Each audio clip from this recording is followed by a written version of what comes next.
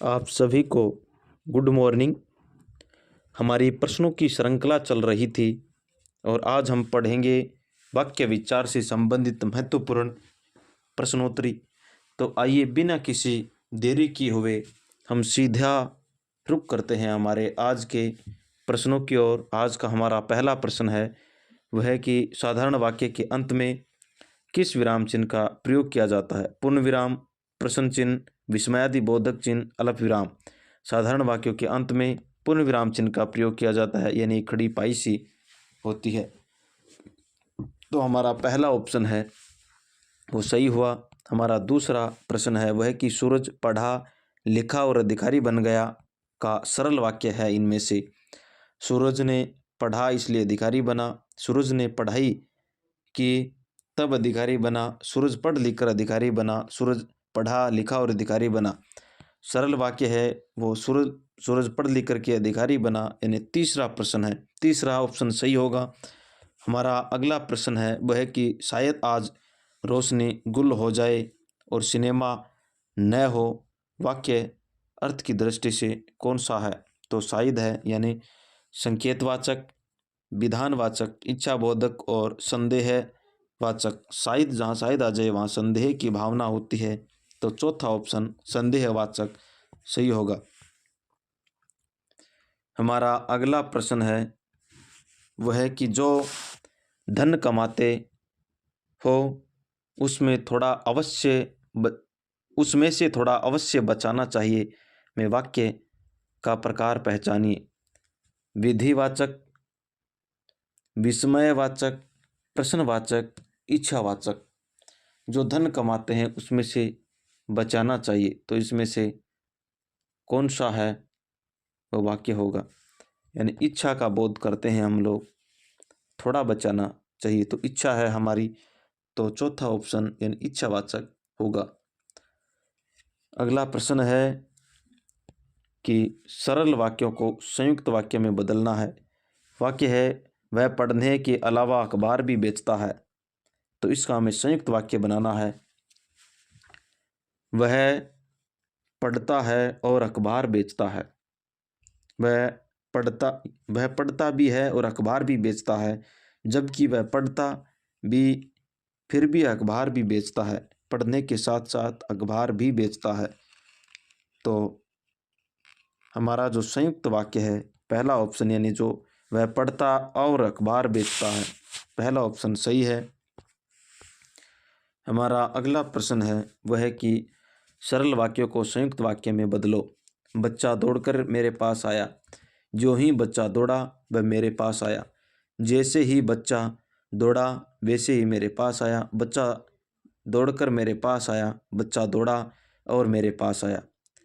हमें संयुक्त वाक्य है वो बनाना है, तो हमारा संयुक्त वाक्य होगा कि बच्चा दौड़ा और वह मेरे पास आया, यानी चौथा ऑप्शन सही होगा। हमारा अगला प्रश्न है वह है कि वाक्य और उसके भेद से संबंधित कौन सा जुड़ा है वो गलत है। बच्चे नाश्ता करके विद्यालय गए, सरल वाक्य। जो प्रथम आएगा वह पुरस्कार पाएगा, मिश्र वाक्य। नेता ने भाषण दिया और चला गया, संयुक्त वाक्य। लक्ष्मी गई और सोफिया आ गई, सरल वाक्य। हमें इनमें से गलत छांटना है, तो बच्चे नाश्ता करके विद्यालय गए सही है, सरल वाक्य है। जो प्रथम आएगा वह पुरस्कार पाएगा, मिश्र वाक्य। नेता ने भाषण दिया और चला गया, संयुक्त वाक्य। लक्ष्मी गई और सोफिया चली गई, सरल वाक्य नहीं बल्कि संयुक्त वाक्य होगा। हमारा अगला प्रश्न है वह है कि उसने कहा कि मैं घर जाऊंगा।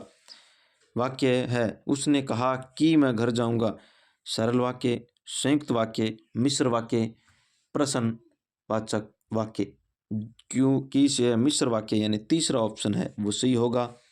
हमारा अगला प्रश्न है वह है कि वाक्य विचार के अंतर्गत क्या अध्ययन किया जाता है? शब्दकोश का, वर्णों का या वाक्यों का, या पहला और दूसरा दोनों का? वाक्यों में हम वाक्य विचार में वाक्यों का अध्ययन करेंगे, हमारा तीसरा ऑप्शन है वो सही है। अगला प्रश्न है वह है कि वह अपनी कक्षा का सर्वाधिक प्रतिभाशाली छात्र है। वाक्य का बिना अर्थ बदले निम्नलिखित में से कौन सा नकारात्मक वाक्य उपयुक्त होगा। इनका नकारात्मक पूछा है। सर्वाधिक छात्र प्रतिभाशाली है, कुछ भी हमें नहीं बल्कि इसका नकारात्मक वाक्य है वो बताना है। वह अपनी कक्षा का सर्वाधिक प्रतिभाशाली छात्र नहीं है, उसके समान अपनी कक्षा में कोई भी प्रतिभाशाली छात्र नहीं है। अपनी कक्षा के प्रतिभाशाली छात्रों में उसकी गिनती नहीं होती। प्रतिभा में वह अपनी कक्षा के किसी छात्र से कम नहीं है, तो उसके समान अपनी कक्षा में कोई प्रतिभाशाली छात्र नहीं है। यह ऑप्शन सही होगा, यानी दूसरा ऑप्शन है वो सही है। अगला प्रश्न है, सलमा घर जाती है। वाक्य सीधा वाक्य है तो इसमें सरल वाक्य हो जाएगा। पहला ऑप्शन सही है। अगला प्रश्न है कि वाक्य में जिसके विषय में कहा जाता है वह उद्देश्य, विधेय, वाक्य विस्तार या इनमें से कोई नहीं। जिसके लिए कहा जाता है, वाक्य में जिसके लिए कहा जाता है उसे उद्देश्य कहते हैं और जिससे कहा जाता है उसे हम विधेय कहते हैं। जिसके बारे में, यानी अगला प्रश्न है वह है कि शायद पिताजी आ जाए। वाक्य शायद है, यानी आज्ञार्थक वाक्य, संदेहार्थक वाक्य, इच्छार्थक वाक्य या संकेत वाचक वाक्य। शायद आती है, वहाँ संदेह की भावना होती है, तो दूसरा ऑप्शन सही है। अगला प्रश्न है वह है कि ईश्वर तुम्हें दीर्घायु दे। अर्थ के आधार पर वाक्य का भेद बताना है। तो भगवान से हम मन्नतें मांग रही, हमारी इच्छा है। तो प्रश्नवाचक वाक्य, विस्मयवाचक वाक्य, इच्छावाचक और निषेधवाचक यानी इच्छावाचक वाक्य हो जाएगा। भगवान से हम इच्छा मांग रहे हैं, तो हमारा तीसरा ऑप्शन सही है। अगला प्रश्न है वह है कि बादल घिर आए और बारिश होने लगी। रचना की दृष्टि से वाक्य है सरल, आज्ञार्थक, निषेधवाचक वाक्य और संयुक्तवाचक वाक्य। बारिश और आ गया तो संयुक्तवाचक होगा, यानी चौथा ऑप्शन सही है। हमारा अगला प्रश्न है वह कि निम्नलिखित वाक्यों में से दिए गए वाक्य का सही वाक्य भेद पहचानिए। पुस्तक बाजार में बहुत महंगी थी इसलिए पुस्तकालय में से ली। इसका वाक्य है वो बताना है। यह वाक्य है कि पुस्तक बाजार में महंगी थी इसलिए पुस्तकालय से ली। विधानवाचक वाक्य, सरल वाक्य, मिश्र वाक्य या संयुक्त वाक्य इसलिए जुड़ा है तो संयुक्त हो जाएगा, यानी हमारा चौथा ऑप्शन है वो सही है। अगला प्रश्न है वह है कि आचार्यों ने कहा है कि हिंसा ही परम धर्म है। संरचना के आधार पर वाक्य है। आचार्यों ने कहा है कि सरल वाक्य, उपवाक्य, संयुक्त वाक्य और मिश्र वाक्य। आचार्यों ने कहा है कि यानी मिश्र वाक्य होगा। हमारा चौथा ऑप्शन सही है। अगला प्रश्न है वह है कि निम्नलिखित में से मिश्र वाक्य का चयन कीजिए। हमें मिश्र वाक्य को बताना है। प्रातःकाल होने पर चिड़िया चहचहाने लगी। सुबह पहली बस पकड़कर शाम तक लौट आओ। जो विद्यार्थी परिश्रमी है वह अवश्य सफल होगा। राजकुमार ने भाई को मार डाला और स्वयं राजा बन गया। तो हमें मिश्र वाक्य बताना है। तो इसमें से जो और वह जुड़ा है तो मिश्र वाक्य होगा। हम अन्य जो वाक्य उनकी भी चर्चा कर लेते हैं।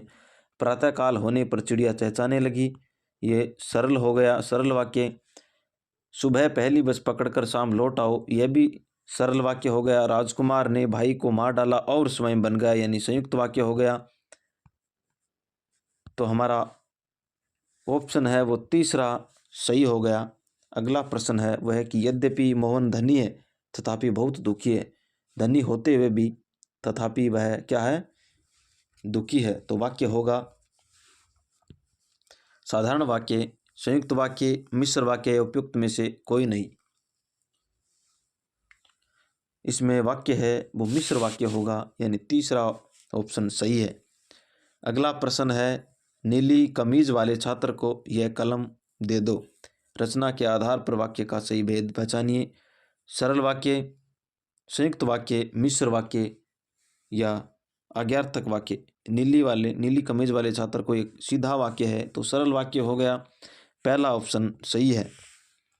अगला प्रश्न है वह है कि उसके पास पैसे नहीं थे इसलिए वह भूखा ही रह गया, तो इसलिए जुड़ा है। तो देखना है हमें संयुक्त वाक्य, कृतिवाचक वाक्य, सरल वाक्य और मिश्र वाक्य।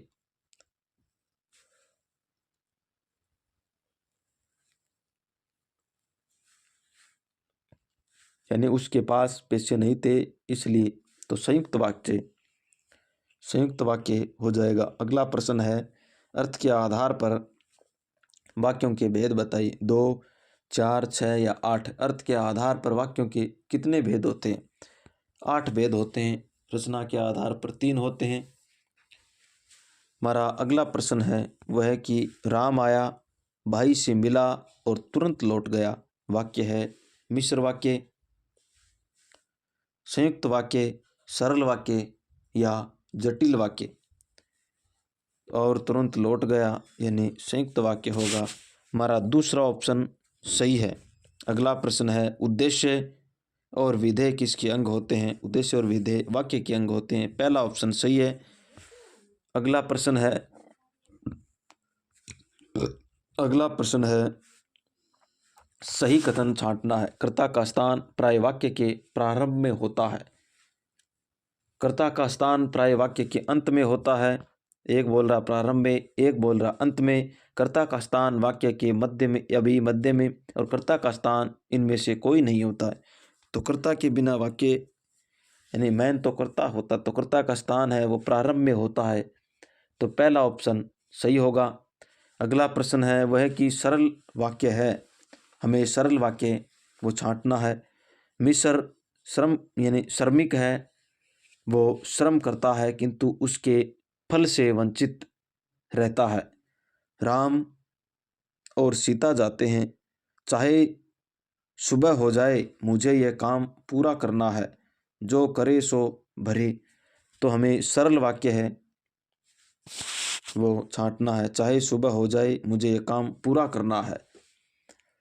राम और सीता जाते हैं, सीधा वाक्य है, जाने का बोध है, दूसरा कथन सही होगा। अगला प्रश्न है, 2 या 2 से अधिक उपवाक्य और तथा एवं और तथा एवं जैसे जो योजकों से जुड़े हो तो होता है सरल वाक्य होता है, आश्रित वाक्य होता है, मिश्र वाक्य होता है या संयुक्त वाक्य होता है। तो जो इनसे जुड़ा होगा वो संयुक्त वाक्य होगा, यानी चौथा ऑप्शन सही है। अगला है, रचना के आधार पर वाक्य के कितने भेद होते हैं? रचना के आधार पर 3, 4, 2 और 5 यानी 3 भेद होते हैं। पहला ऑप्शन सही है। अगला प्रश्न है, वह अच्छा खेला परंतु हार गया, यह वाक्य किस प्रकार का है? संयुक्त वाक्य, मिश्रित वाक्य, सरल वाक्य या निषेधात्मक वाक्य? वह अच्छा खेला परंतु हार गया, तो परंतु है तो संयुक्त वाक्य होगा। हमारा पहला ऑप्शन सही है। अगला प्रश्न है, पदक्रम की दृष्टि से निम्नलिखित विकल्पों में से कौन सा असंगत है? हमें गलत छांटना है। धन धान्य, ऊंचा नीचा, 100, 50, पुरुष और स्त्री, यानी इसमें से असंगत हमें पदक्रम की दृष्टि से पुरुष स्त्री वाला है, यह संगत है। हमारा चौथा ऑप्शन वो गलत हो गया। अगला प्रश्न है, अर्थ के आधार पर वाक्य का कौन सा भेद नहीं है? विस्मयबोधक, विधानार्थक, मिश्र वाक्य या प्रश्नार्थक? तो इनमें से कौन सा है वो अर्थ के आधार पर है, मिश्र वाक्य है, वो नहीं होगा और सभी होंगे। तीसरा ऑप्शन गलत है।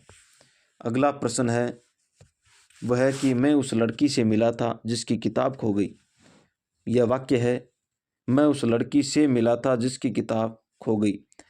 सरल वाक्य, मिश्र वाक्य, संयुक्त वाक्य या कृतिवाच्य वाक्य? तो इनमें से कौन सा होगा? तो जिसकी यानी मिश्र वाक्य होगा, जिसकी है। अगला प्रश्न है उसका दूसरा ऑप्शन होगा। अगला प्रश्न है, संरचना के आधार पर किए गए वाक्य के वर्गीकरण में इनमें से कौन सा प्रकार नहीं है? सरल वाक्य, मिश्र वाक्य, आज्ञार्थक वाक्य या संयुक्त वाक्य? इनमें से कौन सा है वो संरचना के आधार पर या रचना के आधार पर हम बोल सकते हैं? तो तीसरा ऑप्शन यानी आज्ञार्थक वाक्य है, ये अर्थ के आधार पर होता है।